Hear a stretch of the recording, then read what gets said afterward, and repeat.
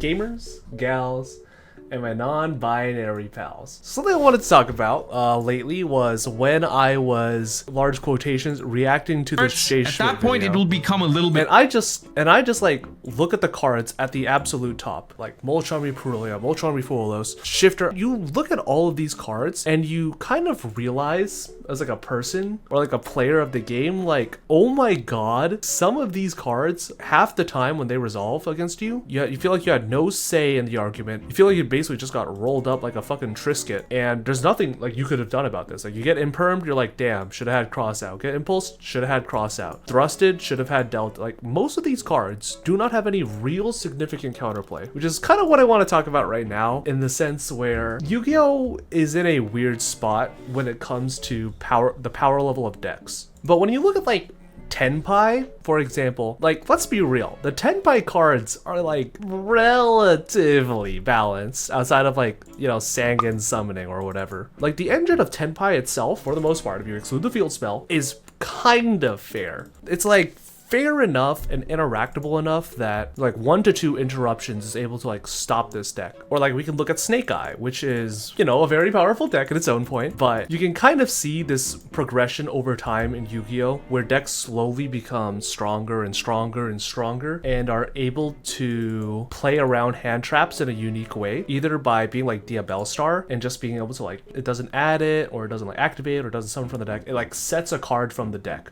And even if you stop the card by like Cosmic Cycloning the original Sinful Spoils or whatever, it's able to, you know, like reset itself or be turned into a draw of something like Wanted, whatever. Like with Tenpai, this is a deck that's able to play like in the battle phase, where it has a card like Sangan Summoning to protect its main phase. It has the Transcendent Dragon in order to protect it in the battle phase from literally all interactions. Like, some Tenpai hands are literally uninteractable. It's so silly. I'm pretty sure like Pydra plus Field Spell plus either Kaiman or Chandra or a way to get to Genroku. If your opponent isn't able to stop you and they only have like monster interaction, it's literally impossible. They kill you in 1 turn. And as a result, because of how these cards have progressed in just showing their dominance and how good these cards are, as a result, you kind of get a lot of fucked up card design. Like, the easiest ones I could give is like, you know, Molchambi Fuwalos. It's like Maxi at Home, where, you know, it only stops your opponent when it summons from the deck, and you can only use 1 of 3. Yes, I said 3 because Niarless. Or like Infinite Impermanence is like basically uninteractable unless you're able to like remove your own monster with something like Kirin or like Big Welcome Labyrinth or some other spot removal. But I think like the most egregious example, recent card design, is Dominus Impulse. This might come off crazy, but Dominus Impulse might be the best non-engine card ever next to Maxi. If Maxi's the forever #1, which it is, Dominus Impulse is a very close #2. And because so many of these cards are either only able to be played in like certain types of decks, you can either play like the Dominus cards in like stun decks, or you can only play it in like very specific types of combo decks because of the attribute restriction, or like you can only play Fuwalos in like non-stun decks. Sometimes, you don't talk about Labyrinth, that's his own deal. Or like cards like Ash Blossom aren't really good into slower control strategies like Runic Star,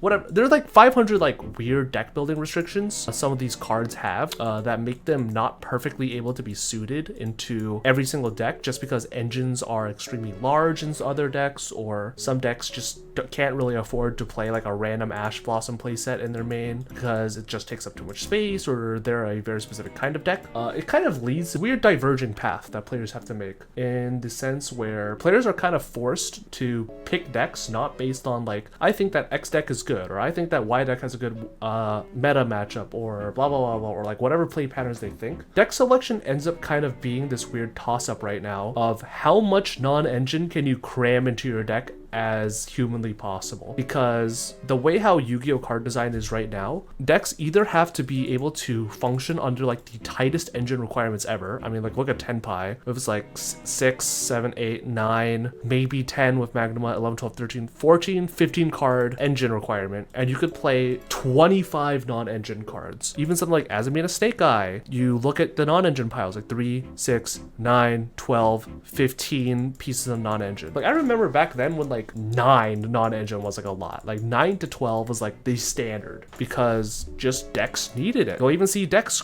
go over to like 45 or 48 just to fit more non-engine. Sometimes they'll play like Nibiru in the main deck or like Droplet in the main deck as well. And this can lead to a very unfun experience, in my opinion, when it comes to sort of like deck viability overall, because it's not like certain decks are like stronger or have better combos than others, but some decks are just natively better, not because of the sake of their engines, but just because some decks are literally unable to play through certain cards. Think of like Raid Raptor. Remember how for like 1 minute Raid Raptor was like kind of cool, and then like that deck just immediately fell off the face of the earth? Where's the MVT deck list? I remember I watched this video in like a restaurant one time. Like look at how much engine this deck plays, and look at the non-engine it's forced to play. It can maybe play like 12 at best. At absolute best, this deck can maybe fit in like 12 to 15 non-engine. And even that's kind of stretching it. And even if you are able to be like, all right, like sure, I can play like the Mold Charmies and a bunch of non-engine and whatever, you still have to kind of realize this is a deck that loses to a lot of the hand traps that is in like this tech list thing. Like this deck fucking folds to Perulia because like so many of the Raid Raptors summon from hand. This deck folds to Fuwalos because stuff like the Satellite Falcon and just going into like multiple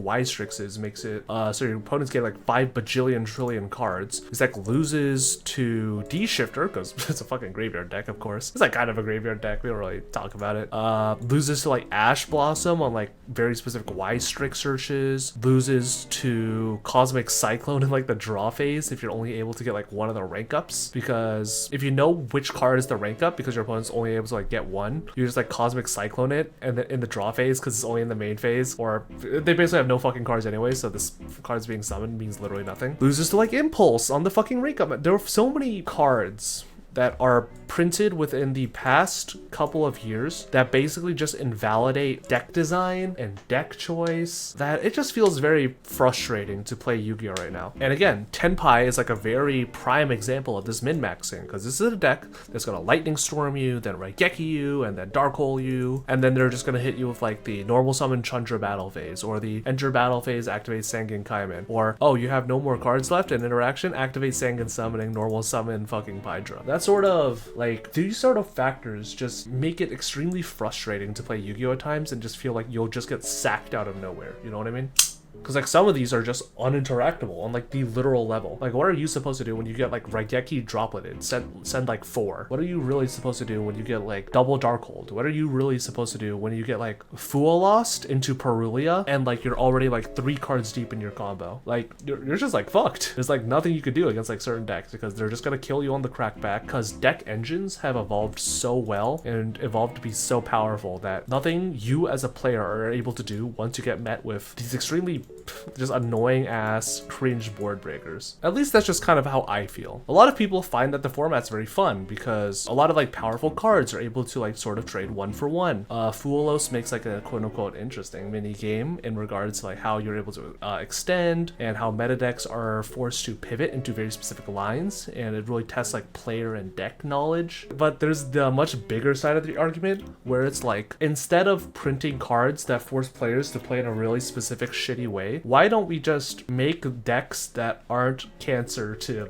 play against in the first place, you know? Like, why should I as a Fire King player have to know how to do a anti-shifter line where instead we could just not print cards that literally say like, yeah, we're just gonna fucking say your deck does not function for like 2 turns. You're not wrong. Power Creep has reached a point that now to play, you have to make all your stuff immune to everything. It's either like card design reached a, you just have to make your cards play around basically fucking everything. Like think of like Fire King Sanctuary placing the field spell and also protecting it, which is insane. Or you just go down the Tenpai Dragon route and say, here's Sangen Summoning, have fun. Like this is one of the main reasons why I don't really like playing Labyrinth that much. Like Labyrinth, without a doubt, is like my favorite deck. This is the deck of all time where I just have so much fun playing it. I have so much fun playing unique variants of the deck. The Sex Cannon build is so unique and I'm able to have like a lot of interesting back and forths with it. But the main problem with the Labyrinth deck is that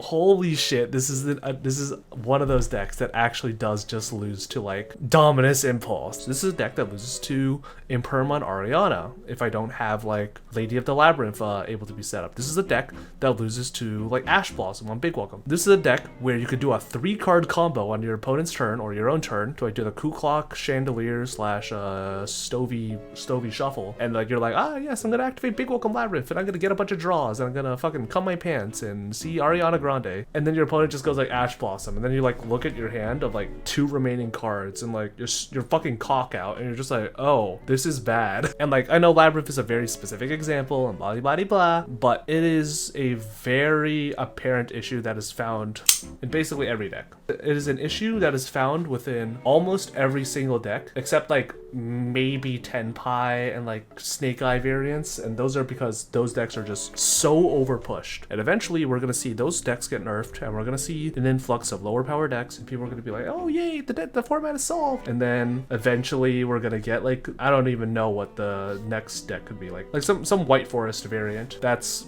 been popular in the OCG, and then people are gonna be like, oh, this is not good, because turns out that deck can fucking play around everything. Like holy shit. It's weird to me that hand traps were created to slow the game down, but now they're making cards that play around them, like cards that set instead of search so you can ash them. Yep, that's literally just the evolution of cards, because Konami realized, hey, we don't want to kind of cause a little Zodiac action where we're just like 1-card combos that are able to end on very specific like threats backed up by like 4 hand traps or like a floodgate. They want to make a game where people are able to like wombo combo, and whether or not that's healthy or not is up to Konami and your own personal definition of fun and competitive integrity, but it does lead to these scenarios. But yeah, that's just me. That's just my quick little rant regarding Dominus Impulse on my Big Welcome is bad and makes me very upset. But let me know what you guys think in the comment section down below. What are your thoughts on the current state of hand traps? What are your thoughts on rogue decks sort of being pushed out of viability? What are your thoughts on the increase in space between competitive decks and quote-unquote rogue decks or tier 2 and tier 3 decks based on their ability to play through non-engine and blah blah blah blah. Let me know all that good stuff in the comment section down below. But for now, thank you for watching. I'll see you guys in the next video.